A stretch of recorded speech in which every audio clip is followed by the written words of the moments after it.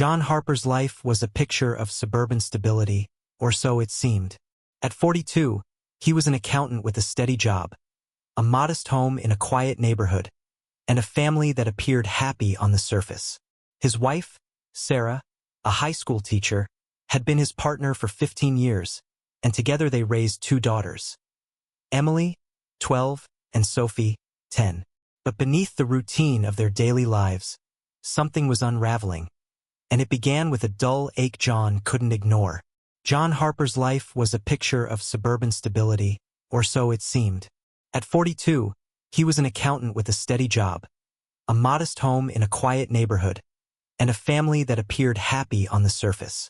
His wife, Sarah, a high school teacher, had been his partner for 15 years, and together they raised two daughters, Emily, 12, and Sophie, 10.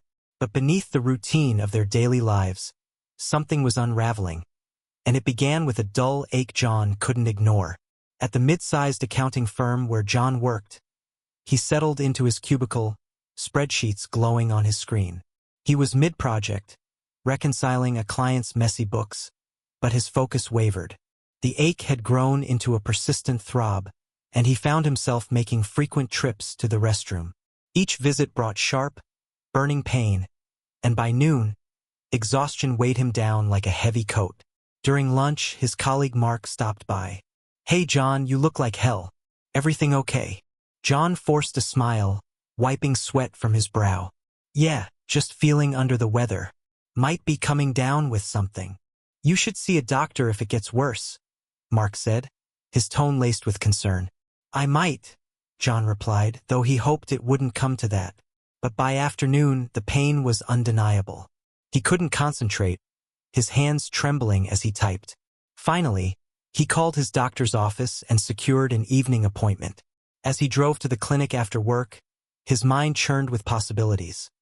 A kidney stone, a urinary tract infection. Something simple, treatable. The clinic's waiting room was stark, its fluorescent lights buzzing faintly overhead. John flipped through a dog-eared magazine, barely registering the words, until a nurse called his name. Dr. Patel greeted him with a handshake and a smile, his kind eyes putting John at ease. "Good to see you, John. What brings you in?" John shifted uncomfortably in the exam room chair. "I've been having some pain down there, burning when I use the restroom, and I'm just tired all the time." Dr. Patel nodded, jotting notes. "We'll run some tests. I'll need a urine sample and we'll figure this out." John complied, returning to the exam room to wait. They made small talk about the unseasonably warm weather, the local baseball team's losing streak, until Dr. Patel stepped out to review the results. When he returned, his expression was softer, more serious. "John," he began, sitting across from him, "the tests show you have gonorrhea." John blinked, the word foreign and jarring. "Gonorrhea? Isn't that a sexually transmitted disease?" "Yes," Dr. Patel said, his voice steady but gentle. "It's caused by a bacterium, Neisseria gonorrhoeae, and it's only transmitted through sexual contact with an infected person." Confusion clouded John's mind. "But that doesn't make sense. I've been faithful to my wife for 15 years. There's no way." He stopped, the implications sinking in. Dr. Patel's silence was deafening. "Are you sure?" John asked, his voice trembling. "The tests are highly accurate," Dr. Patel replied. "I recommend you and your wife both get treated to avoid complications, pelvic infections, infertility risks. We'll start you on antibiotics today." John nodded numbly, barely hearing the instructions about dosages and follow-ups. Dr. Patel handed him a prescription, his tone empathetic but firm. "Talk to Sarah. This needs to be addressed." John left the clinic in a daze, the prescription crumpled in his fist. The evening air was cool, but he felt hot, suffocated. He slid into his car and sat there, staring at the dashboard, before starting the engine. As he drove, memories flooded him. Their wedding day, Sarah in her white dress, radiant, promising forever. The births of Emily and Sophie, tiny hands grasping his fingers. Family vacations, a trip to the beach where Sophie shrieked at the waves. A Disney World adventure where Emily hugged Mickey Mouse. Happy times, stitched together over 15 years. But then came darker threads. Sarah's late nights at work, excused as grading papers or meetings. A new perfume he didn't recognize, sharp and floral, lingering on her clothes. The time she'd come home from a conference, her blouse wrinkled, her smile too bright. He'd brushed it off, trusting her implicitly. Now those moments glared like neon signs. Could he have contracted it some other way? A public restroom? A fluke? No, Dr. Patel had been clear. Sexual contact. If not him, then Sarah. The realization twisted in his gut, sharper than the physical pain. When he pulled into the driveway, the house loomed unchanged. Red brick, white shutters, a basketball hoop above the garage. Inside, Sarah was in the kitchen, stirring a pot of spaghetti sauce. The smell of garlic and tomatoes filled the air, a cruel mockery of normalcy. "Hey, you're home," she said, turning with a smile. "How was your day?" John studied her. Her hazel eyes sparkled, her cheeks flushed from the stove's heat. No trace of guilt, no flicker of deceit. Just Sarah, his wife. "It was fine," he said, his voice flat. She frowned, stepping closer. "Are you okay? You look pale." "Just tired," he lied, forcing a thin smile. "I think I need to lie down." "Dinner's in an hour," she called as he retreated. In their bedroom, John closed the door and sank onto the bed. On the nightstand sat their wedding photo. Two young faces, beaming with hope. He picked it up, tracing the frame with his thumb. That life, the one they'd built together, felt like a crumbling facade. Lying back, he stared at the ceiling, the ache in his body a faint echo of the one in his heart. He couldn't confront her yet. The words wouldn't form. He needed time to think, to plan, to understand how everything had gone so wrong. But one truth was inescapable. Their marriage, once a bedrock, was now fractured, and the pieces might never fit back together. John Harper sat in his car outside the clinic, the prescription for antibiotics crumpled in his fist. The streetlights flickered on as dusk settled, casting long shadows across the parking lot. His mind raced, replaying Dr. Patel's words. Gonorrhea is only transmitted through sexual contact with an infected person. The implication was a punch to the gut, but John couldn't fully accept it, not without proof. He needed certainty before facing Sarah, before tearing apart the life they'd built over 15 years. The next morning, John called in sick to work, unable to face the mundane chatter of the office with the storm brewing inside him. Instead, he drove to a quiet coffee shop on the outskirts of town, a place where no one knew him. There, he met Mark, a colleague who had once navigated his own crumbling marriage. "Mark, I need your help," John said, his voice low and tight. "I think Sarah might be seeing someone else." Mark's eyes widened, but he didn't flinch. "I'm sorry, John. That's rough. What do you need?" "You told me about a private investigator once. Someone you used when you suspected your ex. Do you still have his info?" Mark hesitated, then pulled out his phone. "Victor Green. Discreet, good at what he does. But, John, are you sure? Once you open this door, there's no going back." "I have to know," John said, his jaw clenched. "I can't keep wondering." Mark texted him Victor's number. "Good luck. I hope you're wrong." That afternoon, John sat across from Victor Green in a cluttered office that smelled faintly of stale coffee. Victor, a burly man with a grizzled beard and piercing eyes, leaned back in his chair, sizing John up. "So, Mr. Harper, you think your wife's having an affair?" Victor said matter-of-factly. "What's got you convinced?" John swallowed the lump in his throat. "I was diagnosed with gonorrhea yesterday. I've been faithful our entire marriage. There's no other way I could have gotten it." Victor's face stayed impassive. "Got it. You want me to find out who she's with?" "Yes," John whispered. "How long it's been going on, who he is, everything." "I'll need details," Victor said, grabbing a notepad. "Her routine, places she goes, anything odd you've noticed." John rattled off what he knew. Sarah's teaching schedule, her gym visits, her favorite coffee shop. He mentioned the late nights she'd blamed on grading papers, the new perfume she'd started wearing, the hushed phone calls she dismissed as work. Each word felt like a splinter under his skin. "I'll get started," Victor said. "But brace yourself, Mr. Harper. The truth can hit hard. You ready for that?" John met his gaze, his voice steady despite the tremor in his chest. "I don't have a choice." The following week crawled by in a haze of suspicion and dread. John went through the motions, dropping Emily and Sophie at school, nodding through meetings, forcing smiles at Sarah across the dinner table. But he was a ghost in his own life. Every moment with her sharpened his senses. He noticed the way she lingered over her phone, the extra effort she put into her hair, the faint whiff of cologne that wasn't his clinging to her jacket. One night, as the girls chattered about school, Sarah laughed, a sound that used to warm him. Now it grated, hollow and false. He watched her, searching for the woman he'd married. "John, you okay?" she asked, her brow creasing. "You've been off lately." He managed a tight smile. "Just tired. Work's been a lot." She reached for his hand. "Don't push yourself too hard.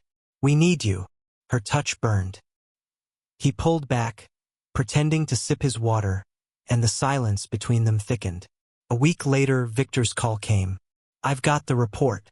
Meet me at the coffee shop tomorrow, 9 a.m. John's pulse raced. "I'll be there." Sleep eluded him that night. He lay beside Sarah, her steady breathing a cruel contrast to the chaos in his head. How could she rest so easily, carrying this secret? At the coffee shop, Victor slid a thick envelope across the table. "It's all in there, photos, texts, timelines." "I'm sorry, Mr. Harper." John's hands shook as he opened it. The first photo hit like a blow. Sarah with a tall, dark-haired man, their heads bent close at a cafe. Another showed them kissing in her car, tucked away in a shadowed lot. Text messages followed. "Miss you already. Beautiful." From Michael Donovan. "Can't wait to see you." From Sarah. Tears stung his eyes. "How long?" he rasped. 14 months, Victor said, his tone soft but firm. "Met at a work conference. He's a real estate attorney. Married, 2 kids." John's anger surged. "He's married too? And they've been at this for over a year." "Yeah," Victor said.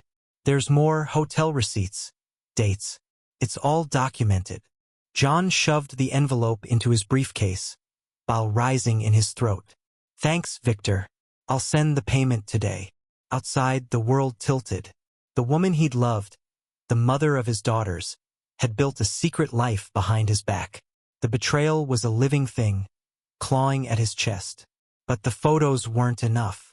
John needed to see it himself, to burn the truth into his soul. So, when Sarah mentioned a staff meeting one evening, he followed her. He trailed her car, staying a few vehicles back, his heart hammering. She didn't head to the school. Instead, she pulled into a park on the town's edge. There, Michael Donovan waited. They embraced, their bodies melding in a way that turned John's stomach, then walked off hand in hand down a quiet path. John gripped the steering wheel until his knuckles ached. He wanted to leap out, to scream, to end it right there. But he held back.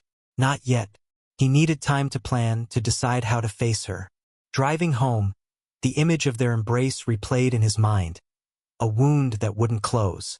The truth was undeniable now, and the confrontation loomed like a storm on the horizon.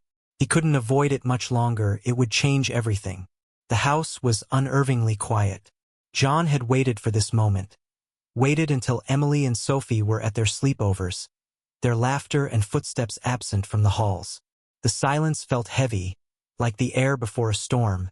As he stood in the kitchen, the envelope of evidence clutched in his hand. His heart pounded in his chest, each beat a reminder of the betrayal he was about to expose. Sarah was at the stove, stirring a pot of spaghetti sauce, humming softly to herself. The smell of garlic and tomatoes filled the air, a cruel mockery of the normalcy they once shared. John watched her for a moment, his stomach twisting. She looked so at ease, so unaware of the storm about to break. He cleared his throat. "Sarah, we need to talk." She turned, her smile faltering as she saw the expression on his face. "What's wrong? You look upset." John didn't answer right away. Instead, he walked to the kitchen table and set the envelope down with a deliberate thud. "Sit," he said, his voice low and tight. Sarah wiped her hands on a dish towel, her brow furrowing. "John, you're scaring me. What's going on?" He pulled out a chair for her, then sat across from her, the table a barrier between them. "I've been doing some thinking," he began, his fingers tapping the envelope. "About us. About our marriage." Her eyes flicked to the envelope, then back to him. "Okay. What about it?" John took a deep breath, steadying himself. "I went to the doctor a couple of weeks ago. I wasn't feeling well, pain, fatigue. I thought it was nothing, maybe a UTI or something. But the doctor ran some tests." He paused, watching her closely. "I have gonorrhea, Sarah." Her face went pale, her lips parting in shock. "What? But how?" "You tell me," John said, his voice hardening. "Because I've been faithful to you for 15 years. There's only one way I could have gotten it." Sarah's eyes widened, and she shook her head, her hands gripping the edge of the table. "John, no. You can't think. Don't." He cut her off, his voice sharp. "Don't lie to me. Not now." He opened the envelope and began laying out the evidence, one piece at a time. First, the photos. Sarah and Michael at the cafe, their heads bent close. The two of them kissing in her car, walking hand in hand in the park. Then, the text messages. "Miss you already, beautiful. Can't wait to see you." Finally, the private investigator's report, detailing the timeline of their affair. Sarah's hands flew to her mouth, tears welling in her eyes as she stared at the photos. "John, You what?" he demanded, his voice rising. "You're sorry? You didn't mean to? How could you do this to us, Sarah? To our family?" She crumpled, her shoulders shaking as sobs racked her body. "I'm so sorry," she whispered, her voice breaking. "It was a mistake. A terrible, stupid mistake." "A mistake?" John's laugh was bitter, hollow. "A mistake is forgetting to pay a bill. This is betrayal. You've been sleeping with him for over a year." Sarah flinched at his words, but she didn't deny it. "It started at that conference," she said, her voice trembling. "I was lonely, John. You were always working, always distant. Michael, he made me feel seen, like I mattered." John's fists clenched on the table. "So this is my fault? You cheated because I was working to provide for our family?" "No," she cried, reaching for his hand, but he pulled away. "No, it's not your fault. It's mine. I was weak and I made a horrible choice. But I ended it, John. A month ago, I told him it was over. I realized how much I was risking, how much I love you and the girls." "You love me?" John's voice cracked, his anger giving way to raw pain. "You don't destroy someone you love. You don't lie to their face for months, Sarah. You don't risk their health, their trust, their entire world." Tears streamed down her face, her mascara smudging. I know, and I hate myself for it. But I'm begging you, John. Please, let's fix this. We can go to therapy, we can work through it. I'll do anything." He stood abruptly, the chair scraping against the floor. "Therapy?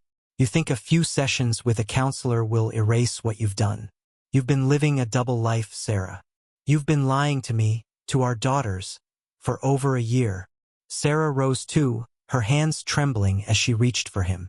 "I know I've hurt you, but please don't throw away 15 years. We can rebuild. I'll never see him again, I swear." John stepped back, his eyes blazing. "And I'm supposed to believe that? After everything? How can I ever trust you again?" "You can," she pleaded, her voice desperate. "I'll prove it to you. I'll do whatever it takes." He shook his head, his chest heaving. "You should have thought of that before you betrayed me. Before you betrayed our family." Sarah's sobs grew louder, her body shaking. "John, please, think of the girls. They need us, both of us. Don't you dare use them as leverage," he snapped, his voice like a whip. "You're the one who put our family at risk. You're the one who broke us." She sank back into her chair, burying her face in her hands. "I know," she whispered. "I know." John paced the kitchen, his mind a whirlwind of fury and heartbreak. Part of him wanted to scream, to throw something, to make her feel even a fraction of the pain she'd caused. But another part, the part that still loved her, despite everything, ached at the sight of her tears. "You said I was distant," he said, his voice quieter now, though still laced with anger. "That I wasn't there for you. Why didn't you talk to me, Sarah?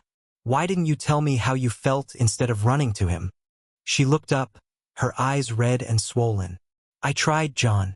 I tried so many times, but you were always busy, always tired. I felt like I was screaming into a void." He stopped pacing, his hands gripping the back of a chair. "So you gave up? You decided that cheating was the answer?" "No," she said, her voice hoarse. "It wasn't a decision. It just happened. And once it started, I didn't know how to stop." John's laugh was bitter. "It didn't just happen, Sarah. You made a choice. Every time you met him, every time you lied to me, you chose him over me, over us." She hung her head, her silence an admission of guilt. He grabbed his keys from the counter, his movements jerky and frantic. "I can't do this right now. I can't even look at you." "John, wait," she cried, standing again. "Where are you going?" "I don't know," he said, his voice breaking. "But I can't stay here. Not tonight." He stormed out of the kitchen, the slam of the front door echoing through the house like a gunshot. John drove aimlessly, the streetlights blurring through his tear-filled eyes. He didn't know where to go. His mind was a chaotic mess of anger, hurt, and confusion. Eventually, he found himself at Mark's house, his colleague and friend who had once walked this same painful path. Mark opened the door, his face etched with concern. "John, what's wrong? You look like hell." John's voice was ragged. "She admitted it. Everything. It's been going on for over a year." Mark stepped aside, letting him in. "I'm so sorry, man. Come in. You can crash here tonight." John collapsed onto the couch, his body trembling with the weight of it all. His phone buzzed incessantly, Sarah's name flashing on the screen with desperate texts. "Please come home. We can talk this through. I love you, John. I'm so sorry." He silenced the phone, unable to bear her words. Mark handed him a glass of whiskey. "Drink this. It won't fix anything, but it might take the edge off." John took a sip, the burn of the alcohol a welcome distraction from the ache in his chest. "I don't know what to do, Mark. Part of me wants to leave her, to never see her again. But the girls, and 15 years. How do I just walk away from that?" Mark sat across from him, his expression somber. "You don't have to decide tonight. Give yourself time to process. This is a lot to take in." John nodded, though his mind was a storm of conflicting emotions. Sarah's words echoed in his head. "You were never here, even when you were." Was there truth in that? Had he been so wrapped up in work, in providing, that he'd neglected her emotionally? But even if he had, did that justify what she'd done? He leaned back, closing his eyes. The confrontation had left him drained, hollow. The life he'd known was shattered, and he didn't know if the pieces could ever be put back together. John Harper spent the night on his friend Mark's couch, wrestling with a storm of emotions after discovering Sarah's affair. The whiskey he drank dulled his pain but couldn't quiet the questions swirling in his mind. How did we get here? Could I have stopped this?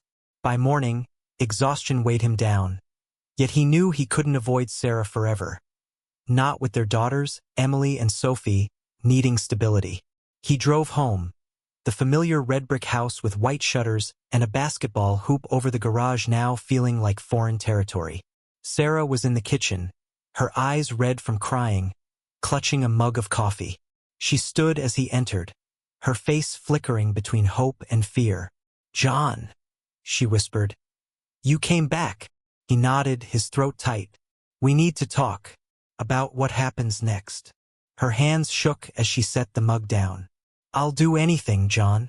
Therapy, counseling, whatever it takes. Just please, don't leave." "I don't know if I can stay," he said, running a hand through his hair.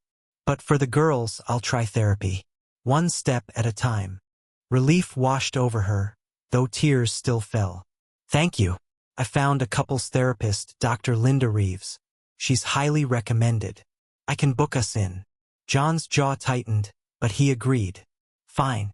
Let's do it.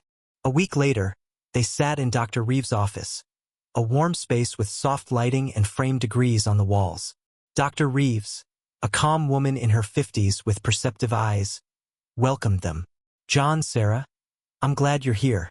This is a safe space to communicate openly, no matter how hard it gets. John sat rigid, arms crossed, while Sarah twisted her wedding ring nervously. Dr. Reeves broke the silence. Sarah, why don't you start? Why are you here? Sarah's breath hitched. I had an affair. For over a year. John found out, and now we're trying to see if we can fix things. Dr. Reeves turned to John. And how do you feel about that? Betrayed, he said, voice taut. Angry. I don't know if I can trust her again. That's understandable, Dr. Reeves replied. Trust is tough to rebuild, but it's possible if you're both committed. Sarah, what led to the affair? Tears welled in Sarah's eyes. I was lonely. John worked late all the time, and when he was home, he was distant. I felt invisible, like I was raising the girls alone. Michael, he noticed me. He made me feel special. John's fists clenched. So it's my fault? Because I was providing for us? No, Sarah said quickly. It's not your fault. I should have talked to you, told you how I felt. But you brushed me off whenever I tried. I felt like I was screaming into nothing. Guilt flickered in John's eyes. I didn't realize. I thought you were fine. You never said anything. Dr. Reeves stepped in. It sounds like communication broke down. John, why were you working so late? He sighed. I wanted a promotion, more money, better benefits, for all of us. I got tunnel vision. I didn't see what it did to Sarah. Couples often drift when life gets busy, Dr. Reeves said. But an affair isn't a solution. It's a breach of trust. Sarah, you ended it a month ago. Why? I saw the girls' school photos on the fridge, Sarah said, wiping her eyes. It hit me. I was destroying their family. I ended it with Michael that day. John's tone was sharp. And I'm supposed to believe it's over? How do I know you're not still seeing him? I'm not, she insisted. I blocked him, I avoid him at work, I even requested a transfer. I want to fix this. Rebuilding trust takes time and transparency, Dr. Reeves said. John, what would help you feel secure? He hesitated. Maybe her phone, her email. But I don't want to be her jailer. It's about reassurance, not control, Dr. Reeves said. Sarah, would you share your devices? Yes, Sarah said eagerly. Whatever he needs. John looked away. I'll think about it. The session dug deeper, exposing years of resentment and pain.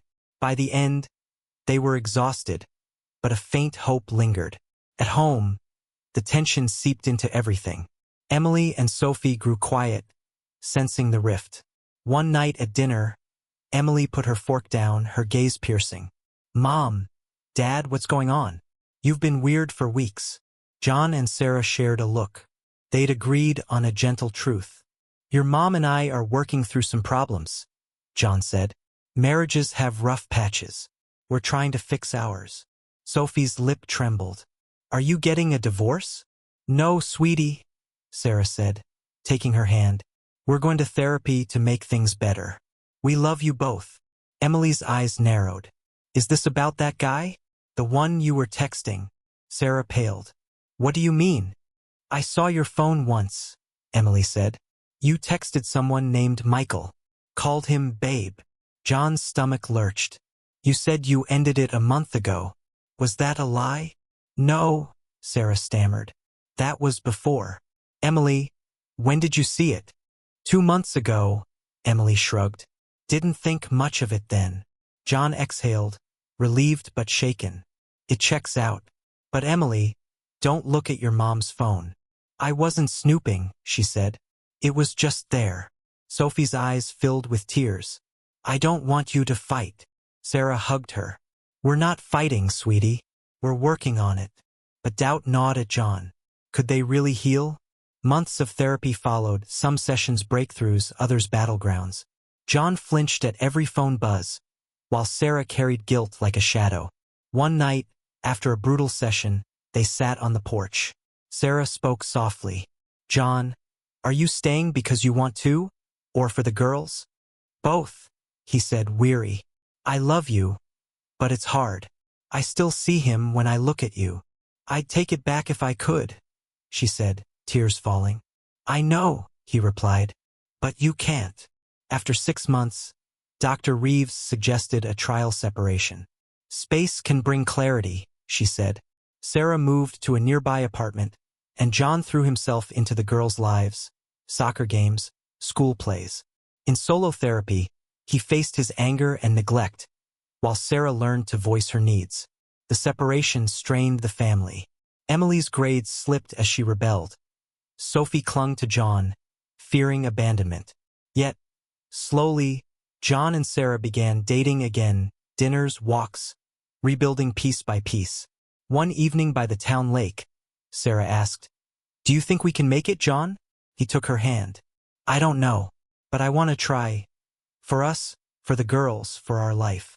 She leaned into him. "I'll never stop trying. I promise." John closed his eyes, feeling the weight of their journey. The future was uncertain, but a spark of hope flickered, setting the stage for what lay ahead. John Harper and Sarah stood by the town lake as the sun dipped below the horizon, casting a golden glow over the water. The crisp autumn air carried the scent of fallen leaves, a fitting backdrop to the pivotal moment in their relationship. After months of dating and painstakingly rebuilding what had been broken, the weight of their past still lingered between them. John gripped Sarah's hand, his voice steady but heavy with emotion. "I've been thinking a lot about us, about everything we've been through." Sarah met his gaze, her eyes reflecting both hope and uncertainty. "And?" she asked softly. "I think we've come a long way," John replied. "But things will never be the same as they were." Sarah nodded, her eyes dropping to the ground. "I know. I've accepted that. I just need to know if you can ever forgive me." The question hung in the air, and John took a moment before answering. "Forgiveness is a process," he said. "I'm working on it, but it's not something that happens overnight." Tears welled in Sarah's eyes, but she managed a small smile. "I understand. I'll wait as long as it takes." They continued walking along the lake's edge, the silence between them heavy yet strangely comforting. John stopped and turned to her. "I've decided to move back in," he said. "For the girls, for us. But we need to keep going to therapy. We need to keep working on this." Relief washed over Sarah's face. "Thank you, John. I promise I'll do whatever it takes." They embraced, the warmth of their connection cutting through the cool evening air. A small but significant step forward. Back at home, the atmosphere was a mix of tension and hope. Their daughters, Emily and Sophie, had sensed the shift in their parents' dynamic, grappling with it in their own ways. One evening, John and Sarah gathered them in the living room, the soft glow of the television casting shadows on the walls. "We have something to tell you," John began, his tone gentle. "Your mom and I have decided to try to make things work. We're going to keep going to therapy and do our best to be a family again." Emily, ever the skeptic, narrowed her eyes. "Does that mean you're not getting a divorce?" John exchanged a glance with Sarah, who nodded. "We're not getting a divorce," he confirmed. "We're going to work on our marriage." Sophie's face lit up with a relieved smile. "So, we're going to be a family again?" Sarah took her younger daughter's hand. "Yes, sweetie. We're going to try." Emily, however, remained guarded, arms crossed. "I hope you mean it this time," she said, her words piercing John's heart. "We do, Emily," he assured her. "We really do." The path to healing was far from smooth. John's anger occasionally flared, memories of Sarah's betrayal resurfacing like unwelcome ghosts. Sarah, too, struggled, lying awake some nights as guilt gnawed at her.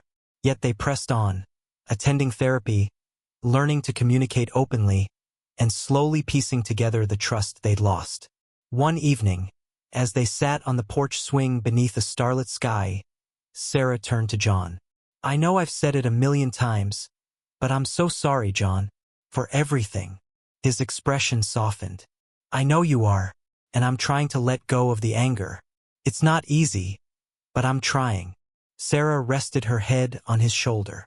"Thank you for giving us another chance." John wrapped an arm around her. "We're in this together, Sarah, for better or worse." Months later, the Harper family began to settle into a new rhythm.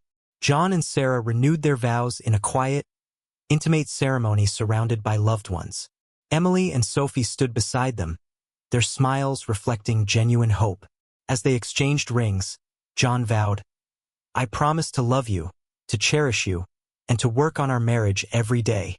Sarah, voice trembling, replied, "I promise to be faithful, to communicate, and to never take our love for granted again." Their kiss sealed a hard-earned commitment, met with warm applause. The story closes with John and Sarah back on their porch, the same spot where they'd faced countless difficult moments. The stars above twinkled as John took Sarah's hand, their fingers intertwining. "We've been through hell and back," he said, emotion thick in his voice. "But we're still here." Sarah smiled, tears glistening in her eyes. "And we're stronger for it." They sat in silence, the weight of their journey settling around them. It wasn't a perfect ending, but it was authentic. Their marriage had been shattered and rebuilt through pain, effort, and choice. Trust remained a work in progress, but they faced the future together, bearing their scars with resilience. In his final reflection, John gazed at the night sky. "Our marriage isn't what it once was, but it's stronger now, forged through trials. We've learned that love isn't just a feeling. It's a choice we make every day." With that choice, they found hope, not a fairy tale, but a real, enduring bond. 15 years of infidelity, a husband's worst nightmare. What would you do if you discovered that your wife had been unfaithful for 15 years? A husband, believing in his perfect marriage, stumbles upon a shocking truth. His wife has been living a double life. Small clues turn into undeniable proof, and the betrayal cuts deeper than he ever imagined. Was their love ever real, or had he been living a lie all along? Fire if you're drawn to intense, emotional stories of infidelity and betrayal. This is for you. Pushpin, subscribe to Family Stories 99 for gripping tales that expose the dark side of marriage. Thumbs up, like, share, and comment. What would you do in his place? New shocking stories every week. Don't miss out. Bell.